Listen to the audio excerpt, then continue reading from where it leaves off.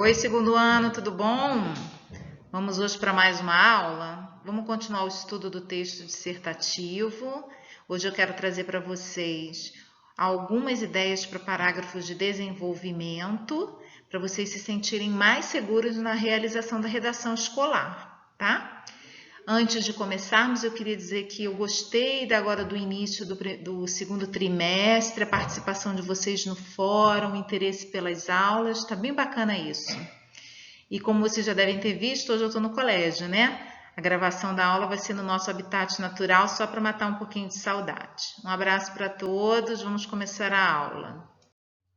Na semana passada, nós vimos a importância do parágrafo de introdução, porque ele contém o tema, que é a especificidade do assunto, a tese, que é o ponto de vista para ser defendido na redação.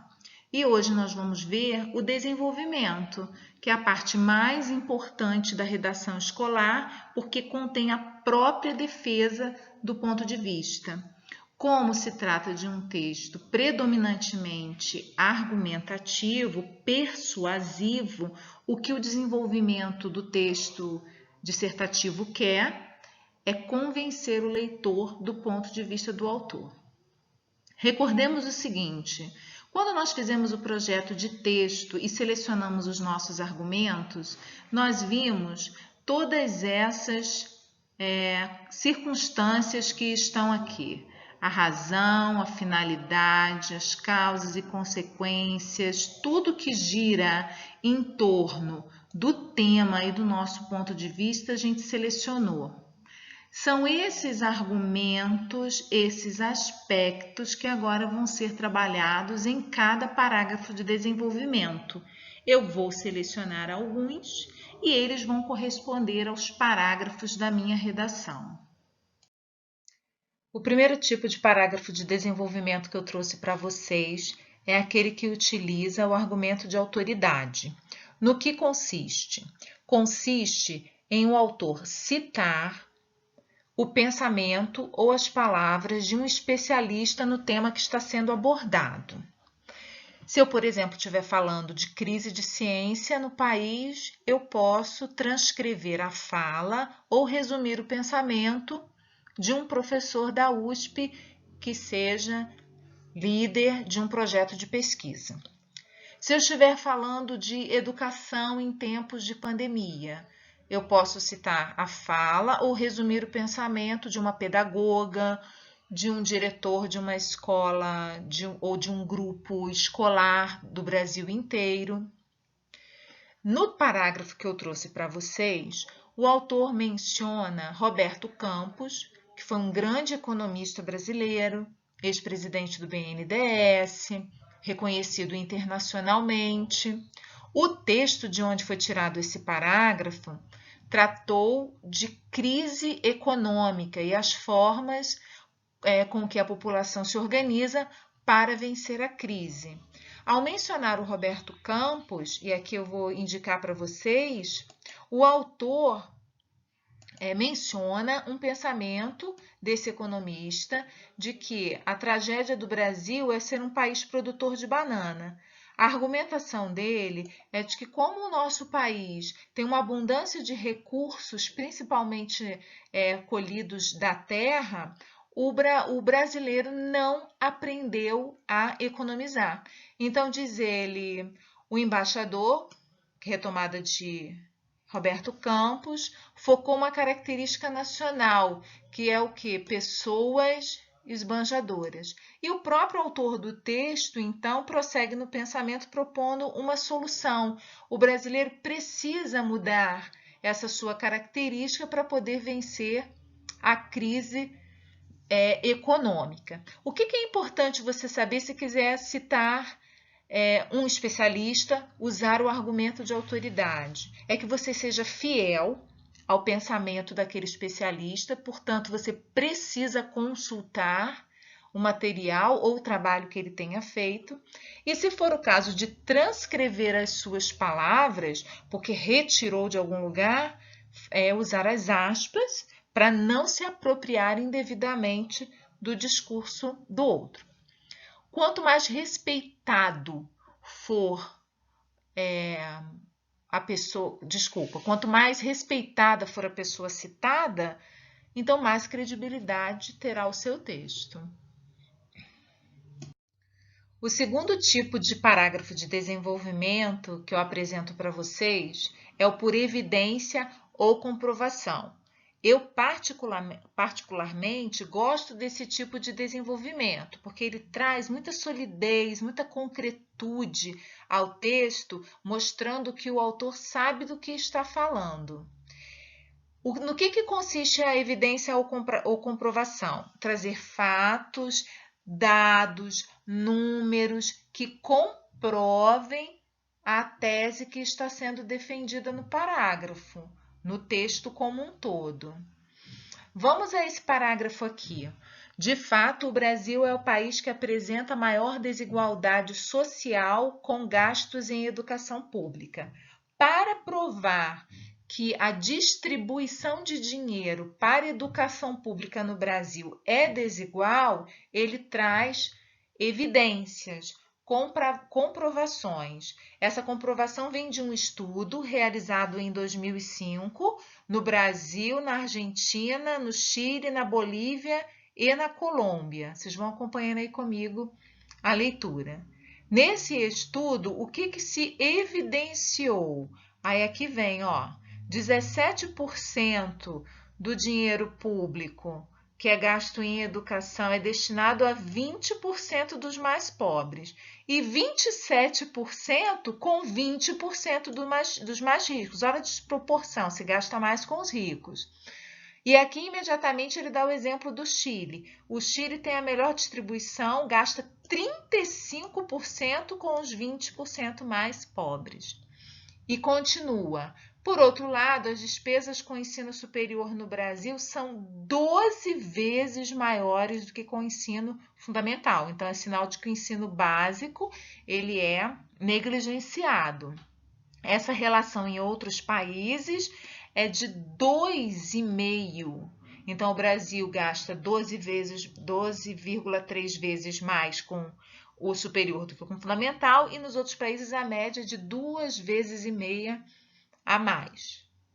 Veja que para você utilizar esses dados, obviamente você tem que consultar, você tem que ler muito, e para isso o IBGE tem um link destinado aos candidatos de Enem, aos alunos de ensino médio, com vários percentuais, vários números sobre diversos aspectos da realidade brasileira. Se você quiser se inteirar, quiser saber mais para depois citar num texto, você pode consultar o site do IBGE. Também é possível desenvolver um tema, defender uma tese por meio da comparação. Esse tipo de parágrafo se propõe a fazer o quê? Opor, contrastar comportamento, contrastar valores, estabelecer comparações entre dois objetos, que podem ser fatos históricos, lugares, pessoas. O primeiro exemplo que eu trouxe para vocês é retirado de uma entrevista do Drauzio Varela e que compara o fumo, o problema do cigarro, com as drogas ilícitas, como maconha, crack ou heroína. Vejam o texto. O fumo é o mais grave problema de saúde pública, assim como, veja que esse conectivo aqui, nós estudamos nas orações subordinadas adverbiais. É uma locução conjuntiva que indica comparação, assim como, analogamente, da mesma forma, que não admitimos, assim como não admitimos comerciantes de maconha, crack ou heroína, também não deveríamos admitir publicidade do cigarro, porque aí o autor está defendendo que o fumo faz tanto mal quanto a maconha, o crack e a heroína, tá? Vamos para o segundo parágrafo. Em relação à violência nos dias atuais, o Brasil age semelhante a uma noiva abandonada no altar. Então, quais são os dois objetos que são comparados aqui? Brasil, o país, com uma noiva abandonada no altar. Por quê? Uma noiva abandonada no altar fica perdida, sem saber para onde ir, de onde veio, onde quer chegar, da mesma maneira que o Brasil está perdido em relação à violência nos dias atuais. Então, essa é uma forma de você desenvolver as suas ideias. Quando você estabelece comparação entre épocas, é muito bom, se você estiver falando de comportamento, de costumes, tecnologia, né? Você faz comparação entre países, como é que é a educação nos países subdesenvolvidos e nos países desenvolvidos. É muito interessante esse recurso. Outro tipo de desenvolvimento é usar a causa e consequência. Nesses tipos de parágrafos, o que se procura indicar são as causas de um fato em discussão e as consequências. Não que elas precisem vir no mesmo parágrafo. Eu posso dedicar um parágrafo só para as causas, outro parágrafo só para consequências. Mas nesse que eu trouxe para vocês, eu tenho causa e consequência atreladas, tá? Vejam, a temática do parágrafo que eu trouxe é a migração de trabalhadores do campo para o meio urbano. Nesse contexto, ele mostra uma relação de causa e efeito. Como as cidades encontram-se despreparadas para receber tanta gente, quais são as consequências? Um número grande de pessoas fica à margem dos benefícios oferecidos pela cidade, né? Trabalhos dignos, sistema de saúde, sistema educacional, e outra consequência é que elas acabam se dirigindo para as zonas periféricas e criando favelas. Estabeleceu-se assim, então, uma relação de causa e efeito do fato do tema que está sendo desenvolvido. No desenvolvimento do texto dissertativo, você pode usar também argumento por exemplificação. Como o próprio nome diz, você vai colher exemplos para ilustrar o seu ponto de vista. Esses exemplos podem ser cotidianos, que são identificados pelo leitor facilmente, porque o leitor também testemunha no seu dia a dia, ou podem ser exemplos colhidos de uma política de Estado, colhidos de um livro que você tenha visto e sirva para ilustrar. Então, não precisam ser exemplos da mesma natureza. Você, por exemplo, fazer a ilustração do problema do egoísmo, como eu coloquei lá na prova, usando o mito de Narciso, é um argumento por exemplificação, mas também você utilizar o caso de egoísmo de uma criança quando é pequena e quer só a atenção da mãe, no mesmo contexto, né, de uma sociedade narcisista, também serve de exemplificação. Eu trouxe para vocês um parágrafo colhido do mesmo texto do argumento de autoridade que eu expliquei anteriormente, que é sobre a crise econômica no Brasil e como a população vem se organizando para vencer essa crise. Vejam então como foi usado o argumento por exemplificação. Se o Estado faliu, incapaz de dar respostas às urgências dos cidadãos, a sociedade deve assumir o protagonismo. E aqui vem exemplos sobressaem Brasil afora, e aí eu coloco de vermelho, né? Quais são os exemplos?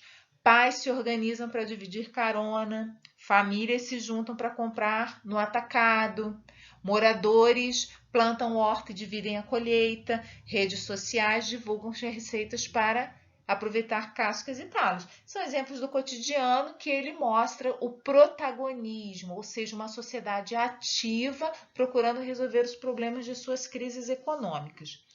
Quando nós temos pouco repertório, ou seja, ainda somos autores iniciantes, leitores iniciantes, que ainda não temos uma bagagem de leitura suficiente para dar exemplos de filósofos, sociólogos, trazer mitos ou políticas de Estado, né?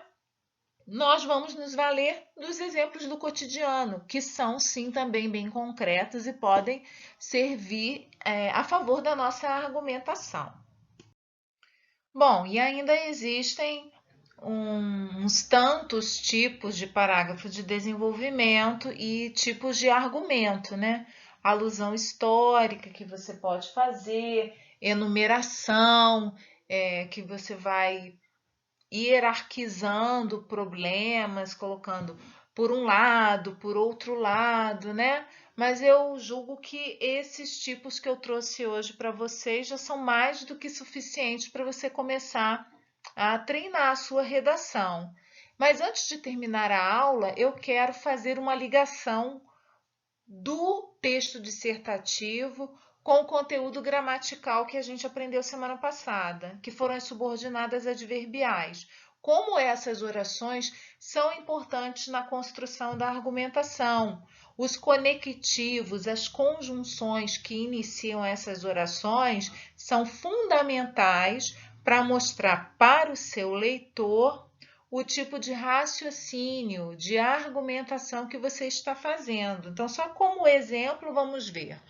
No argumento de autoridade que nós vimos no início dessa aula, em que você pode citar um especialista, você vai se valer das orações adverbiais conformativas, começadas com essas conjunções que eu coloquei aí, ó, segundo, conforme, de acordo. Então, eu falo, de acordo com Sérgio Cortella, a educação no Brasil ainda precisa de muitas melhorias. Sérgio Cortella é um filósofo do nosso tempo, pedagogo, extremamente respeitado, que fala com propriedade sobre educação.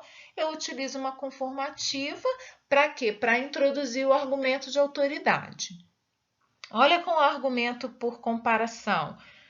As subordinadas comparativas, eu mostrei até para vocês no parágrafo. Assim como, né? Também tem o tal qual, menos que, mais que e assim por diante. No argumento por causa e consequência, eu tenho as adverbiais causais, que indicam a causa de um fato, e as consecutivas, que indicam consequência. Aí alguns conectivos que introduzem essas orações. Olha, como, pois, porquê. Então, vocês têm que aproveitar o conhecimento gramatical, que não pode ficar isolado, né? Aproveitar esse conhecimento gramatical e trazer para o texto, para melhorar o seu texto, deixar claro para o seu leitor quais as relações lógicas que vocês estão estabelecendo, tá?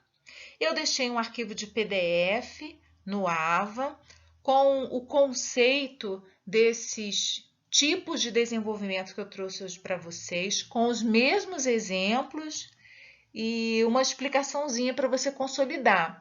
Além disso, uma tabela com vários conectivos para te ajudar na redação do seu parágrafo, tanto de introdução quanto nos seus parágrafos de desenvolvimento, tá bom? Vamos investir em redação. Estou fazendo esforço, espero que vocês tenham gostado da aula e qualquer dúvida me procurem no fórum, tá? Um abraço.